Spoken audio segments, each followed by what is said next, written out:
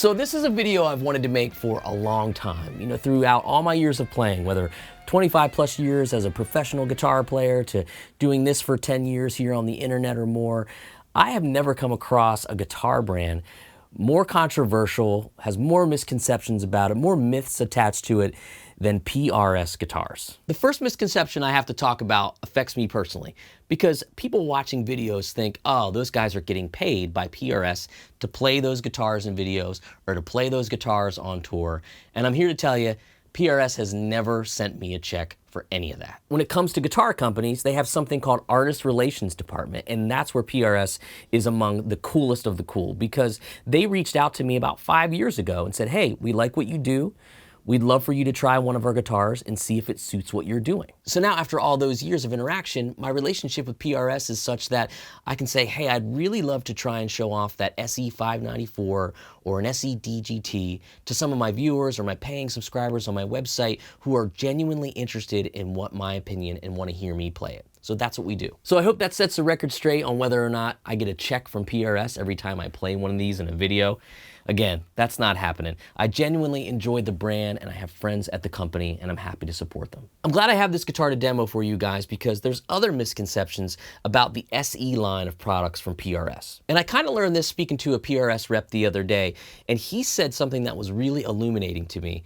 He said, we don't necessarily make these guitars like the 594 SE or the SE DGT to be a less expensive version of the core model. It's more about those guitars standing on their own.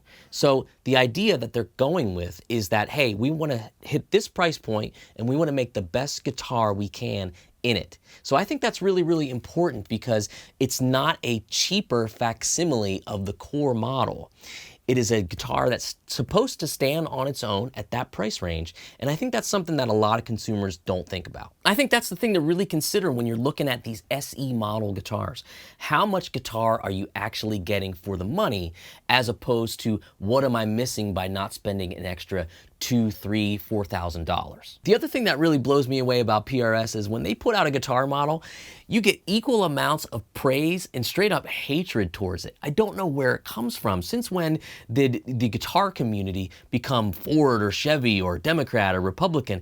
It's really crazy what I read in the comments. Some people absolutely love and will go to their grave with their PRSs, and other people, well, let's say they wouldn't go that far. So let's take the 594 SE through the paces. We'll do clean tones, dirty tones, humbuckers, single coil. We'll run it all through the HDRX20. That's going to go through my aux box into my recording interface and then out to your ears. The last thing I'll say, and this isn't just a pro PRS video, that's not what we're doing here. It's more of a head scratcher saying like, how can people be so opposed or so in favor of one guitar brand and one guitar builder?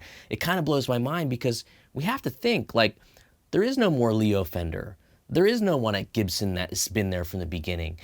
There's still PRS out there in the guitar community, not just making guitars, but doing it at all levels, all price points, and continually innovating.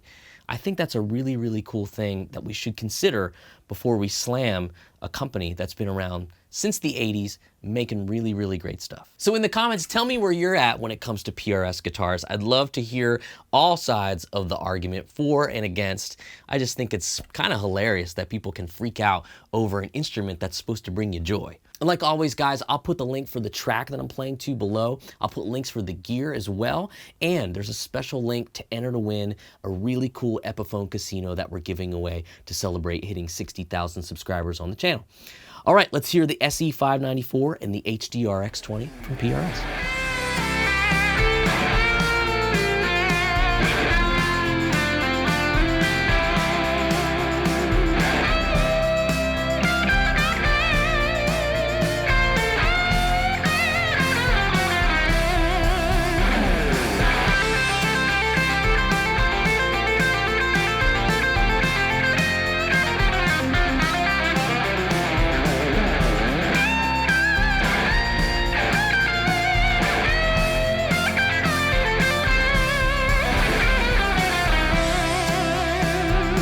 So let's hear this stuff. We'll keep it loose, we'll keep it casual, not super spec heavy. There's plenty of videos out there like that.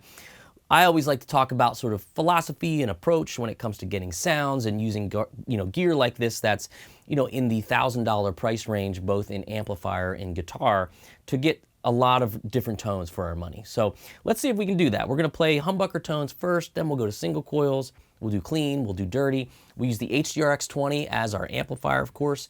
We'll go into an aux box so that I can use that for not only silent recording and cabinet simulation, but I can do things like get a little reverb from it.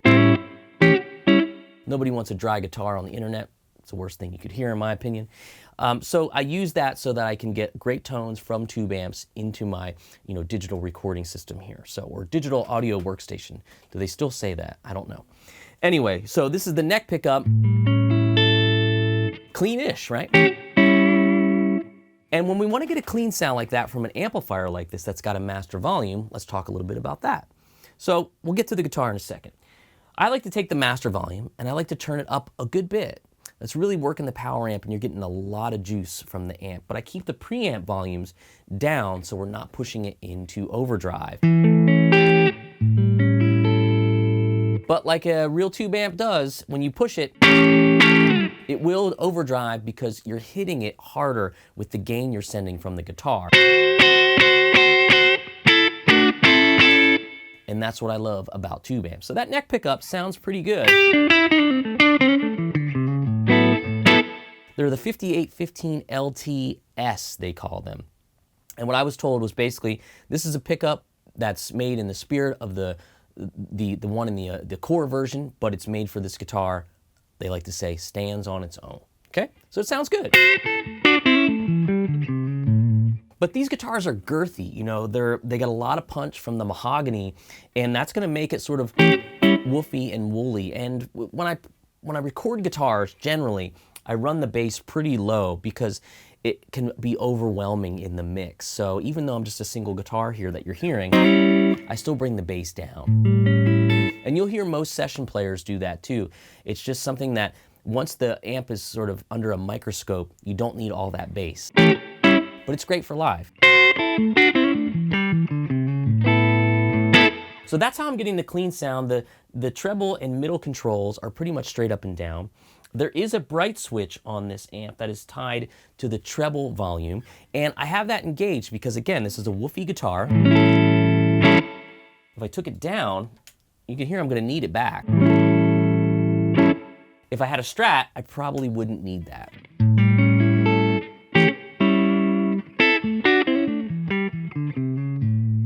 So now that we have that sort of sorted out, let's play all three humbucker positions.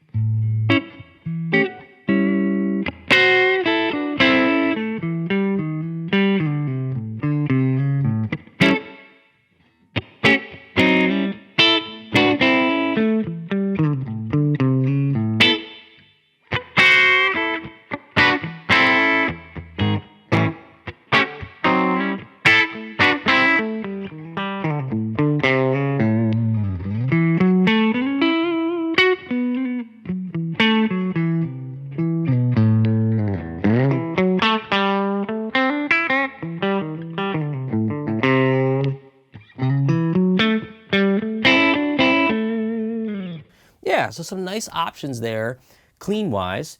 We've got the amp set pretty much as clean as we can get it, and that's what we're getting out of the 594.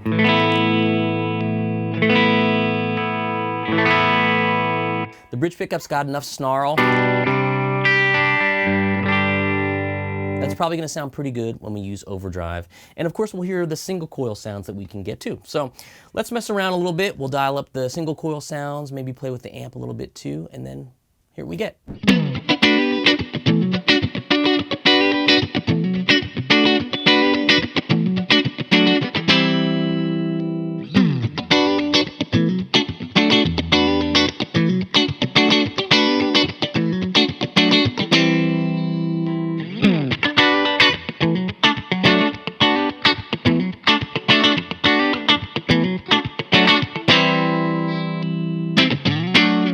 Yeah, so some single coil sounds that we can get out of the SE 594.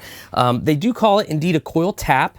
And one of the things that's cool, I think, is, oh, I'm gonna glare you guys too much, is not only do you pull these knobs out and you get single coils all across the board,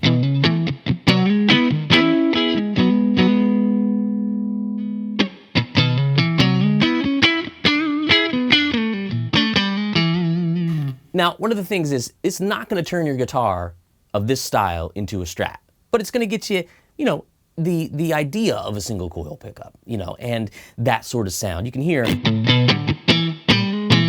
kind of playing Stratty feeling sort of riffs, and it gets there, right? Is it a Strat? No, that's a different guitar, different wood, different scale length, all that kind of stuff.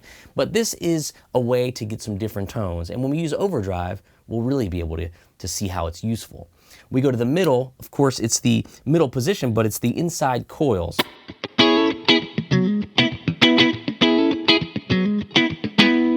then the bridge, I think it's just the inside coil of that too.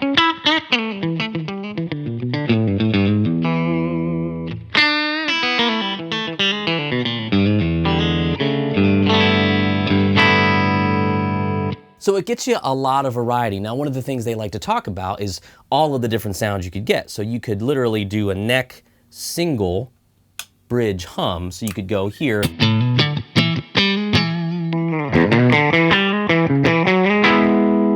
And maybe that works for a rhythm and lead type of situation. But I want to talk about the neck a little bit because it is a very chunky C neck. Very reminiscent of a 59 Les Paul or probably their core models as well. If you're a chunky neck kind of player, you're gonna love this. This is actually really comfortable. I love big necks, and I don't want to dissuade anybody because I want you to try it and I want you to see, oh, this actually feels pretty good. Because to me, thin isn't always better. I think people should try thicker necks and see how it feels. I see people with very small hands play thick, chunky necks and get around on it just fine. Like I said, I love it, so it works for me.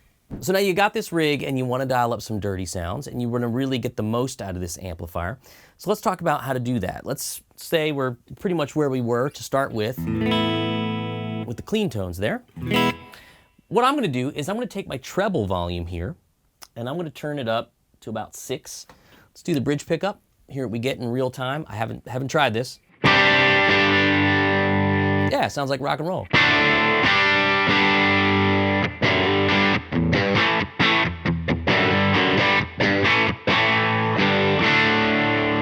So that's bringing more gain into the equation, and it's doing it on the treble circuit.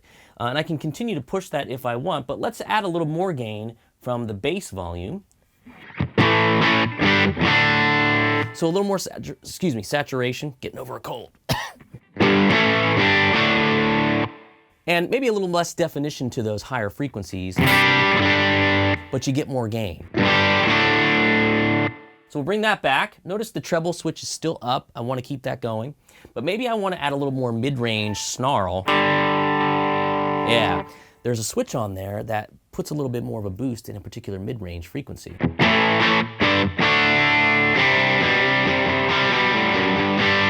I love that.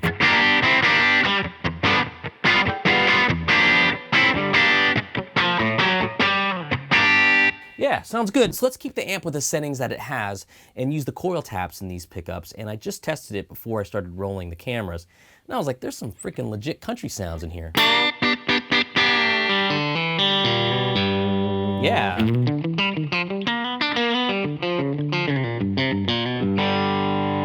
So that's just the bridge pickup. Man, it sounds good.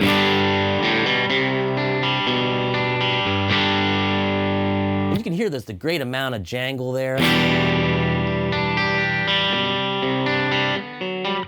Oh, I can play. Yeah.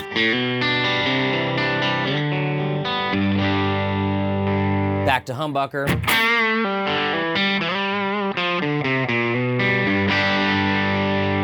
You put these cameras on, you never know how your hands are going to cooperate with you. But if I go to the neck pickup, let's hear that.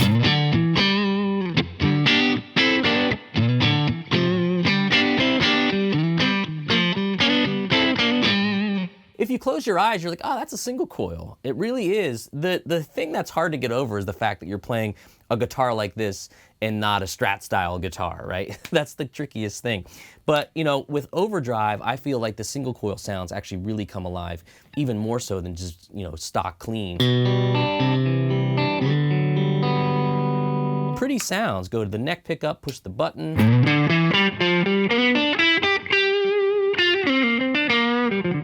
Ah.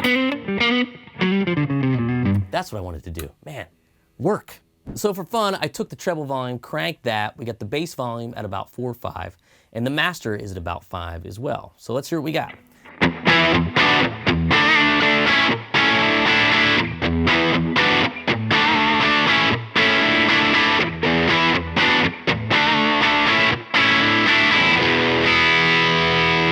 Now, if that were through a cabinet, it would be really loud. So if we like that sound, we can take the master down and you can hear the integrity of the sound will still be there, just quieter.